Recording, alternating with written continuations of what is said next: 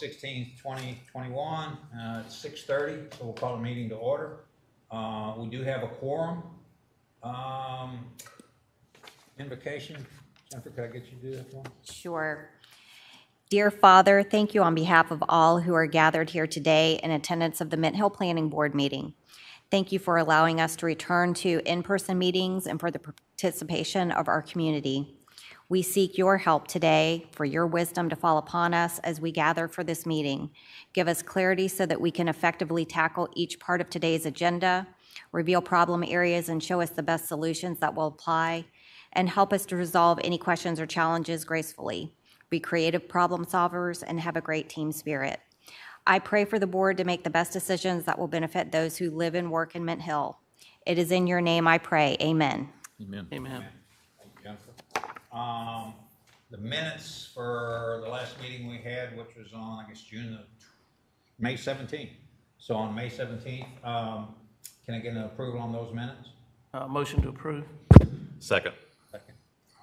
Any discussion? All those in favor, aye? Aye. Any opposed? Any abstain? Okay, motion passes. Any additions or deletions of agenda items? Any reports, John? Yes, sir. No old business. New business. Discussion and recommendation of ZC 21-10 filed by the town of Mint Hill to amend section 6.1.2A1B of the Unified Development Ordinance. Thank you. Some of you may not be familiar with this. At one time, these always went to the planning board for approval. But basically what this ordinance is in the town of Mint Hill, all lots have to have public road frontage with one exception, and that is what we call easement lots. Easement lot is a lot without road frontage but can be served by an easement, and we have certain conditions on that. And one of which is that the lot has to be at least 2 acres and it has to be served by a 15-foot exclusive easement. I think it was around 2005, 2006, the planning board did a series of text amendments and put a cap on that. So we put a maximum of 3 easement lots, I think it was 2006, for this. So you know, what that means basically is you have a raw tract of land. If you cut it up into easement lots, you can do no more than 3. That's it. So what staff is proposing with this text amendment is to raise that from 3 to 4. And for that number, it aligns with our minor subdivision rules, so it does make sense to us. However, I'm happy to answer any questions on that, but that's basically it. Very simple text amendment. We're striking, as you see here on the screen, we're striking 3, putting in the number 4, and that is it for this text amendment. Start on my left. Kenny, questions? I have no questions. Jennifer? I don't either. Fine. Nope. All good. Got one. When you say a line, because I was probably around when we did this in 2006, and I can't remember why. Yeah. Right. When you say the lines with the minor subdivision ordinance, what do you take me through that? How does it align with that? Well, so a minor subdivision, it is 4 lots. So you're considered a minor subdivision up to 4 lots. So after 4 lots, you're considered a major subdivision, which would mean that you have to go through a planning board approval process. So if someone submitted a subdivision to us today, it's staff. It's administratively approved. Once the only difference between this and a minor subdivision is the fact of road frontage?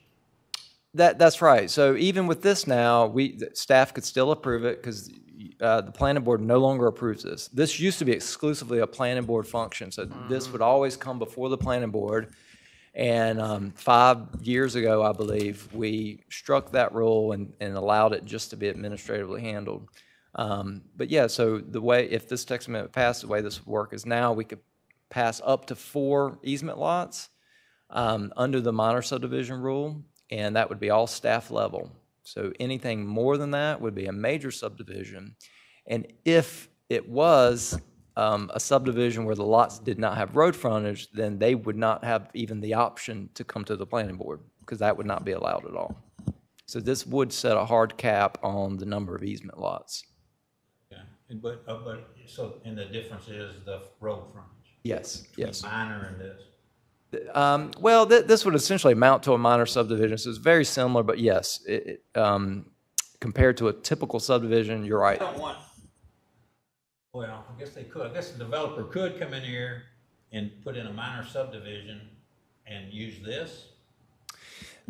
Yes. I guess, I mean, what's the difference between a minor subdivision now and this ordinance right here? There really isn't, because with a minor subdivision, you can have road frontage, and now, in this case, you could have easement lots. So you could do it all under this minor subdivision rule, all administratively. So there's no planning board approval in this. So the difference here with a minor subdivision is once, a typical subdivision, is once you exceed 4, you become a major subdivision. Now with these easement lots, that's it. Once you hit 4, there's no other option. So I could have I could have a 20 lot subdivision or development, and 4 of those could have easements. That's right. If this passes, 4 of those could be easement lots. And you're right, and we did look at that. Looking through when the planning board passed this amendment, it was a series of amendments. So it was the planning board went through all the ordinances and came up with a bunch of text amendments. And you're right, I could not find record of why 3. I don't know, because before that there was no cap. It was just you could do it. But you're right, I could not find any reason why the number 3 was selected. So I'm not sure about this, but this actually all came up from a property owner that we had been working with, I think probably last year, and this property owner did run into an issue with this 3 cap, and we started having conversations with her, and over time this kind of led us to talk about a text amendment, and this is where we're at today. So this was in a way, this was started by. I try to recall why we did it, and I can't think of a downside to doing this. I mean, is there anything? No, and I think the reason it was done before was to try to deal with situations where, at that time, people were taking advantage of the ordinance by doing a minor subdivision, coming back and doing another minor subdivision to avoid. Because you could do that. Well, so have 20 acres of land, divided up into 2s, and have house easement that goes back to here, house and easement goes back to here, house and easement goes back to here. And as you're bringing it up, I think that was part of the discussion we had. It was. Now, we later created an amendment that would prevent that, though. So now, to avoid that loophole, our ordinance has a requirement where if you do a minor subdivision, I can't remember the exact number, it might be 3 or 5 years, you cannot come back 3 to 5 years later with another, within that time period, you can't come back with another minor subdivision. If you do, so let's say you have 20 acres and you cut up 4 lots and then try to come back next week and cut up another 4 lots to stay in that minor subdivision category, we would then require you to go through the major subdivision process. And remember, the difference between the minor and major is 2 things. Number one, as we just spoke about, the major requires planning board approval. But the big thing is, when you get into the major subdivision category, you're required to improve road frontage. So, an example would be sidewalk. So you would have to sidewalk your frontage under the major. With minor, you would not have to do that. And on these, you don't even have to, it's just the easement. You don't have to have the driveway going to your establishment. I mean, you could all use the same driveway as long as the easement stays on the deeds and stuff, right? On the title? That's right. So what our role is we try to secure the easement for the record. But typically what you'll find is when these easement lots are done is, yes, there's a shared driveway. Yeah. But the idea is if Lot 3, for example, has a conflict with the other property owners later on in life, they could, for whatever reason, they could say, you know what, I want to utilize my own easement. I'm going to build a driveway just for my lot. And they would have a right to do that. But you're right. Usually, even if you have 3, or in this case now 4 easements, most likely you'll find that they're just going to build a single driveway and share it and have some kind of cost-sharing agreement. Well, so this isn't a minor subdivision, so if I wanted to play the game, I could actually come in and ask you to do this and then develop a minor subdivision right next door and come in and have another lot that has multiple easements to it. Well, not today. So today, we would look at that accumulative effect. So if you brought me 4 on Monday, I waited a year. well, even if you came back a year, so if you brought me 4 one year and brought me 2 the next year, I'm going to look at that and I'm going to say, well, now you're 6 total, so I'm going to require you to do the major subdivision. Yeah.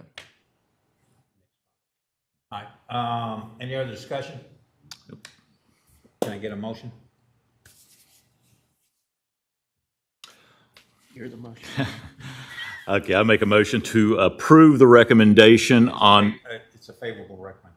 make a favorable recommendation on ZZ 2110 filed by the town of Mint Hill to amend section 6.1 to A1 and B. Can I get a second? Second. Second. All right, any further discussion? All those in favor, aye? Aye. Any opposed? Any abstain? Oh, sorry. Who seconded that motion? Scott?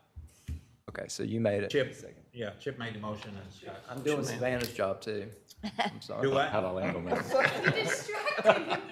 I'm soft going on that one. That's fine. I thought Kenny may step up. Huh? Yeah, there you go. Jump all over them. All right, anything else? Any other business anybody got? Can I get a motion to adjourn? Make the motion to adjourn. Kenny made it. All right. I'll second it. Second, there we go, there we go. Let's upside the table. All right, let's go. That's good.